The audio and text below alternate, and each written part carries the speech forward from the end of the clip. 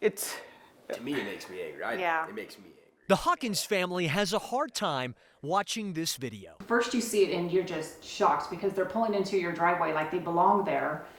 And then to see that they're actually vandalizing your stuff, it made me sick. Albuquerque police confirm these same suspects are connected to dozens of burglaries, most with a similar MO. Detectives say they knock out surveillance cameras on one house so they can break into another one nearby. And if these guys look familiar, that's them. We went back to check our cameras to try to figure out who took our cameras. It turns out it was the same individuals. It's because APD says they broke into the home of mixed martial arts legend Mike Winklejohn, who trains Holly Holm, and stole some of his championship belts. We also showed you this video earlier in the week. Police say that's the same group, destroying a camera at a different home in the Northeast Heights. And tonight, we got this video from another family in the South Valley. Albuquerque police tell us they've got numerous tips in these cases. However, nothing solid enough to make some arrests. For the Hawkins family, I think it's pretty dangerous when a person is desperate. And it seems to me that the way that they're operating is out of desperation. They hope the next time these guys show up on camera, I'm just hoping they're caught soon, honestly, is when they're arrested. Matt Howardson, KOAT, Action 7 News.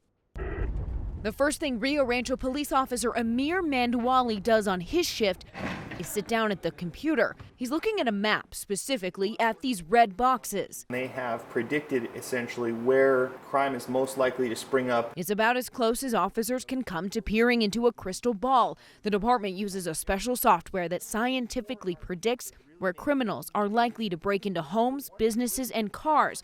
Based on those predictions, the red zones give officers an idea of where they need to be extra vigilant during a shift. So Officer Mandawali prints the info, and we hit the streets. We're just kind of getting into the area where we have a hot spot coming up. He checks the readout to see what kind of crime we're looking for. This is going to be residential burglary and vehicle theft. So we want to just keep an eye out for that type of stuff. Rio Rancho police started using the software last year, and leaders in the department say it's paying off.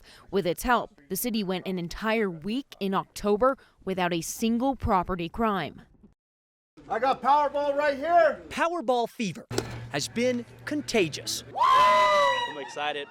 Gonna be mine tonight, don't worry. A $1.5 billion jackpot attracted lines like these at gas stations and stores across the state Wednesday. Each person... I don't think I've ever bought one before, but $1.5 billion, it seems like I should try. Hoping their ticket is the lucky one. I'm excited after I win, maybe.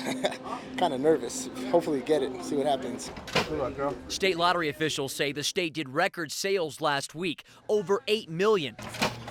After tonight, they expect to beat that record, especially with folks like Tiffany Deacon here. She threw down $200. It got so big and we had some people in the office, we thought we'd just all pitch in and see how it goes. And then there's the classic question, what to do with all of that money? Some didn't want to say. You don't want to jinx it. You don't want to talk about what you do with it until you got it. Others gave us the obvious answers, new car, new house, retire, while others were more conservative. It's probably not a very good news story, but I would try to be really responsible. 2 power plays at $6. And even though the odds of winning are slim, a lot of folks I want to be a millionaire. Are just enjoying the rush. Christmas Day is always a little bit of a quiet day. It's relatively empty. We're trying to catch it before the crowds of tourists come. This one's been surprisingly busy. Connecticut right now is 75 degrees, shorts, t-shirts, and I was not up for that at all. Not even a little bit. They don't have resorts like this in Alaska. We're good, dude. Just kind of not the tourism for it. Christmas in Santa Fe is big for destination travelers. I travel a lot for work, and my family's kind of all over the place.